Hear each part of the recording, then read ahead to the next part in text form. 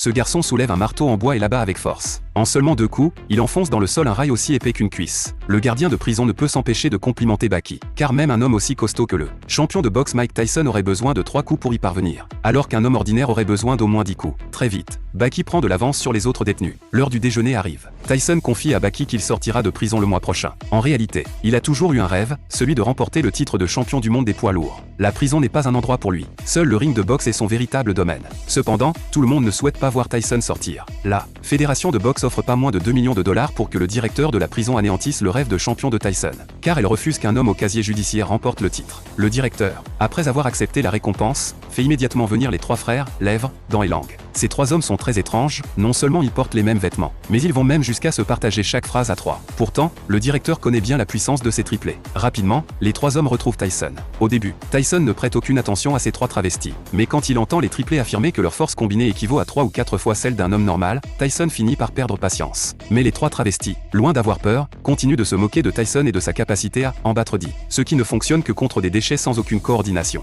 Les triplés encerculent alors Tyson. Au signal, ils commencent à l'attaquer, mais à leur grande surprise, la peau de Tyson s'avère plus résistante qu'une plaque d'acier. Tyson, furieux, s'apprête à riposter quand il est fait trébucher. Aussitôt, l'un d'eux lui assène un violent coup de paume. Profitant de l'occasion, les triplés enchaînent les attaques sans répit. Réalisant que la situation lui est défavorable, Tyson saisit une opportunité pour se réfugier dans un coin. Il prend alors sa garde, décidé à utiliser sa technique de combat signature. Mais face à la coordination parfaite des 3 hommes, les techniques de Tyson ne servent à rien. Voyant le moment opportun, l'un des travestis grimpe instantanément sur le dos de Tyson. Les travestis commencent alors à le dominer complètement. Tyson, rapidement réduit à l'agonie, perd totalement connaissance. Alors que les triplés s'apprêtent à lui trancher les tendons des mains, un éclair argenté traverse soudain les 3 frères, et la force de l'impact cloue l'un d'eux au mur comme une éolienne. Dans l'obscurité, Gaïa apparaît subitement, roulant lentement dans la foule dans une posture extrêmement étrange.